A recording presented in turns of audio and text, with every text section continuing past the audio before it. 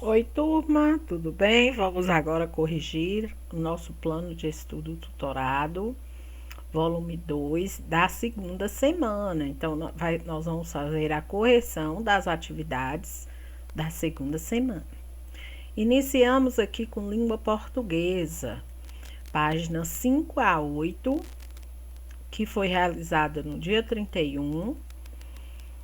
Atividades. Leia o texto. Chapeuzinho vermelho. Leve o cesto com alimentos para a vovozinha, para ela recuperar rapidinho. Leve frutas e apenas um docinho. Por favor, não converse com estranhos. Beijinhos geladinhos, mamãe, dia 7/1/2008.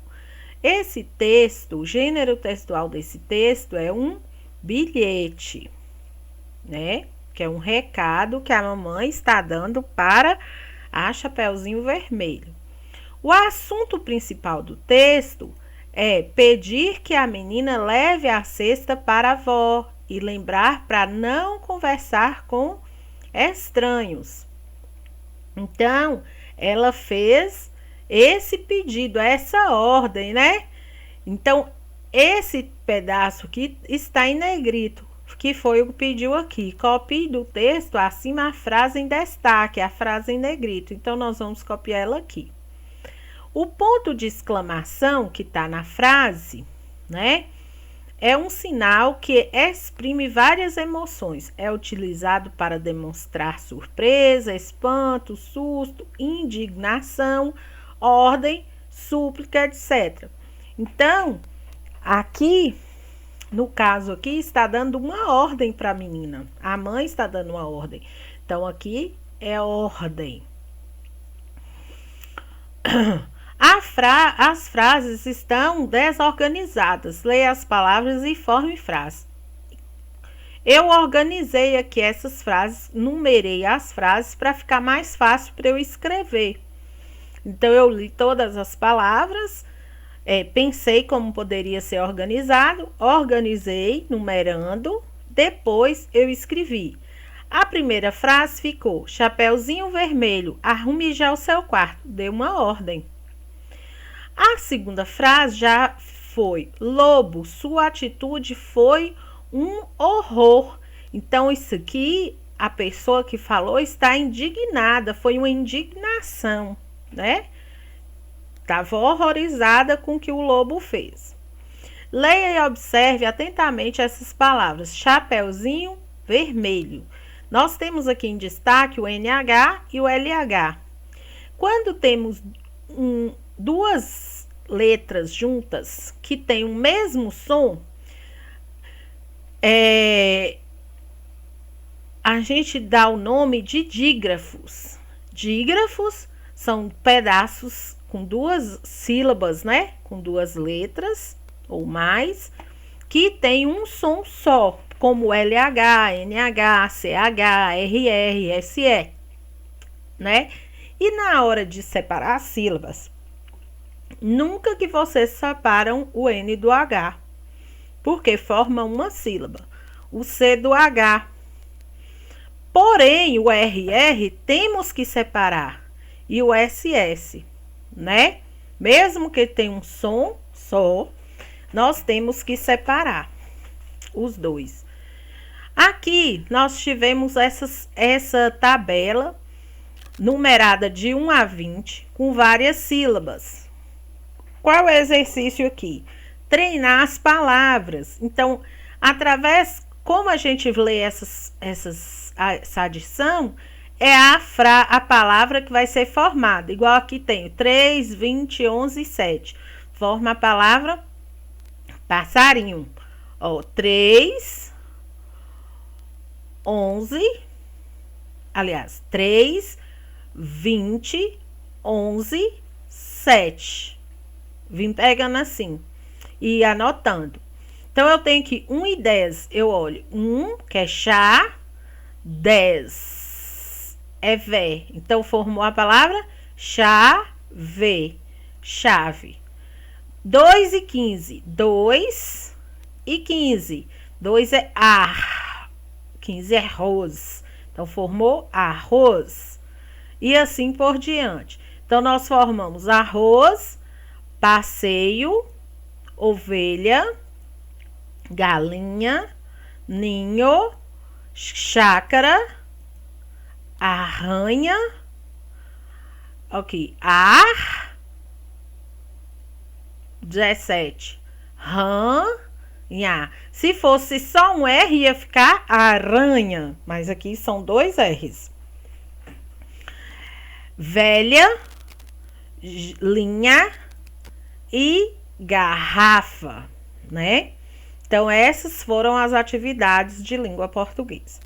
Agora, nós vamos passar para o segundo dia de trabalho, que foi com matemática, da página 28 a 31. No dia 1º, que foi terça-feira. Então, vamos lá.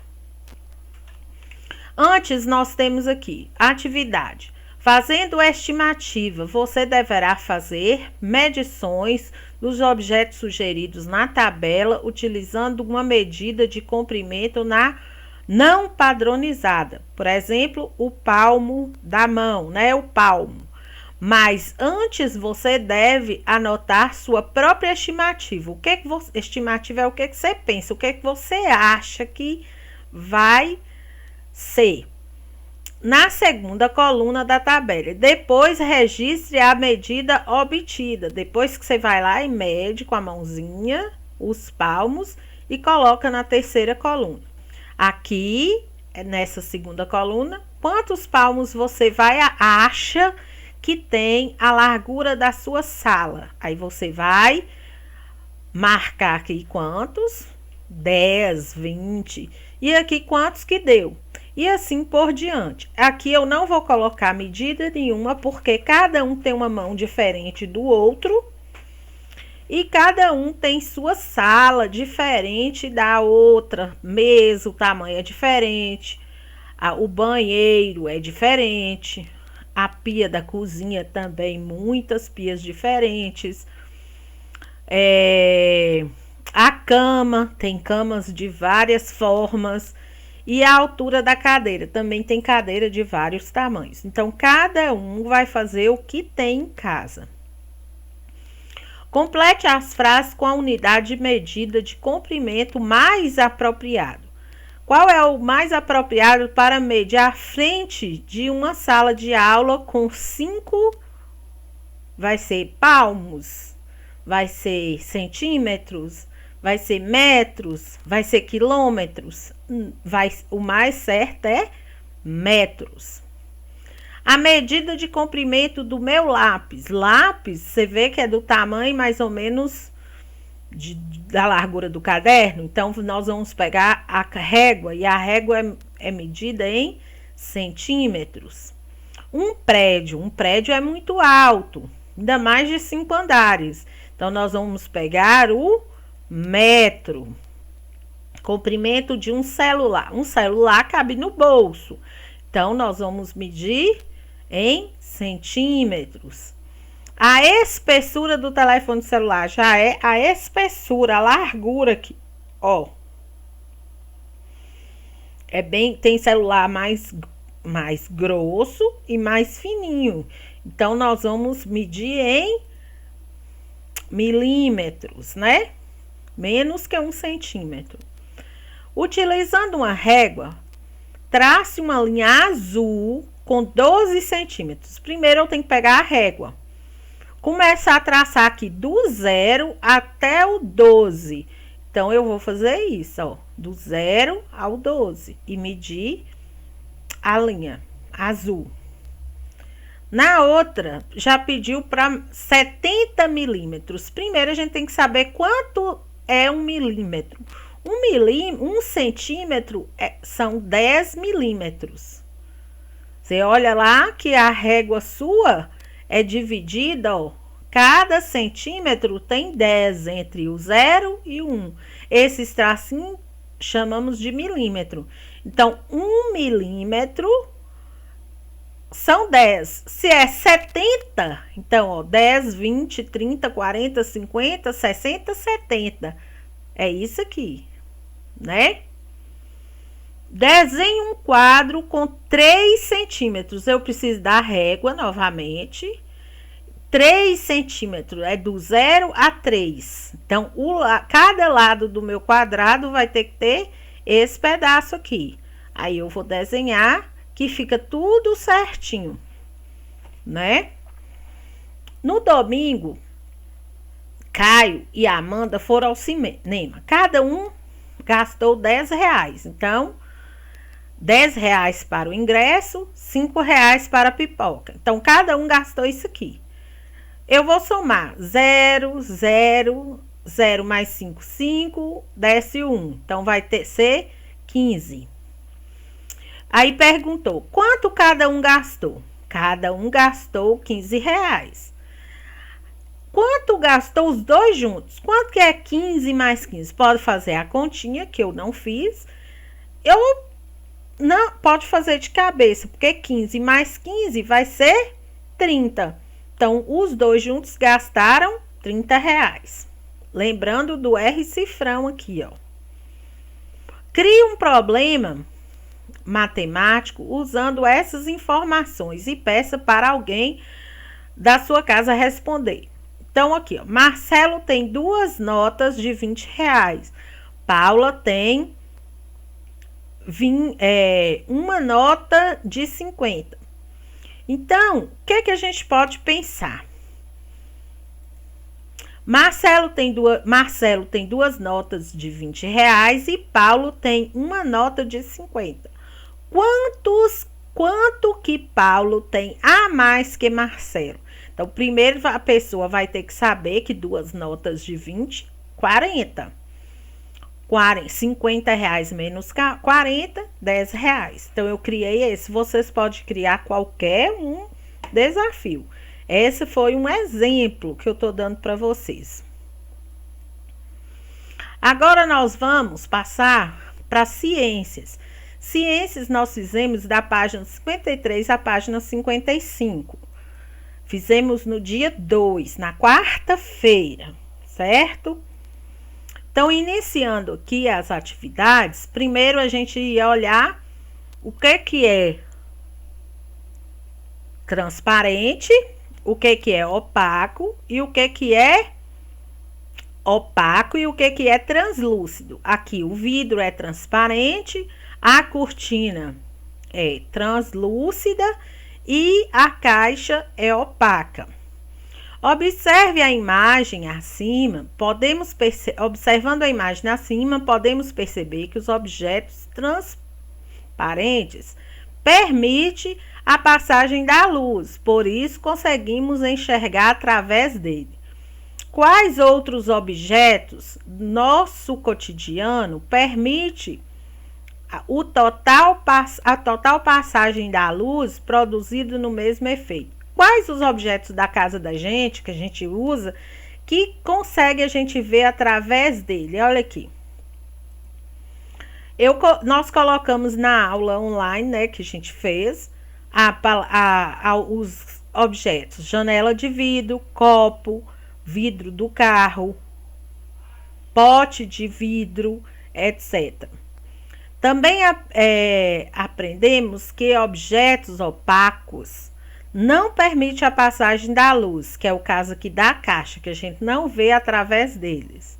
E por isso não enxergamos através deles. Quais outros objetos que no cotidiano não permite a passagem da luz produzida o mesmo efeito? Então, nós colocamos a cerâmica, a roupa, o caderno, a mesa de madeira, o pote de plástico, que não seja transparente, né, colorido, a caixa de papelão, etc. Aqui, objetos transparentes, objetos translúcidos e objetos opacos. Vidro de um porta-retrato, ele é objeto transparente. A porta da geladeira é objeto opaco, a gente não vê dentro da geladeira. Vidro da vitrine da loja, ela é transparente, pra gente ver as coisas que tá lá na vitrine e querer comprar. A sacola plástica, ela é translúcida, algumas são transparentes, mas a maioria delas são translúcidas. A gente vê mais ou menos o que tem dentro. A parede na nossa casa, ela é opaca. Senão todo mundo que passa na rua vai ver o que está acontecendo dentro da nossa casa. A nuvem, ela é translúcida, porque a luz passa através dela, né? Então, que se não fosse translúcida, ia ser uma escuridão só. A hora que a nuvem passar, tiver um dia nublado com chuva, ia ficar, ó, tudo escuro. Não ia passar a luz, né? Então, ela é translúcida porque passa a luz. Ciência, encerramos aqui. E aí, nós vamos para a geografia, que nós fizemos da página 71 a 73, no dia 4/6, sexta-feira, porque na quinta-feira foi feriado aqui para nós. Então, nós fizemos na sexta-feira. O tema aqui, paisagem em transformação. Mandei o vídeo, nós vimos o vídeo, né? Falando das paisagens. Aqui nós temos aqui a imagem de Mariana, né? Não, de Brumadinho. A imagem de Brumadinho antes do desastre e a imagem de Brumadinho após o desastre. Como era a imagem antes do acidente e como ficou depois? Antes do acidente havia árvores, estradas, animais. Depois, tudo foi coberto pela lama. Na sua opinião, o que pode ser feito para recuperar a área prejudicada? Primeiro, tem que tirar a lama. Depois, plantar árvores, muitas árvores, né? E não construir barragens mais nesse lugar, porque é perigoso. Coloque V para verdadeiro, F para falso. A superfície terrestre só tem um tipo de paisagem. Verdade?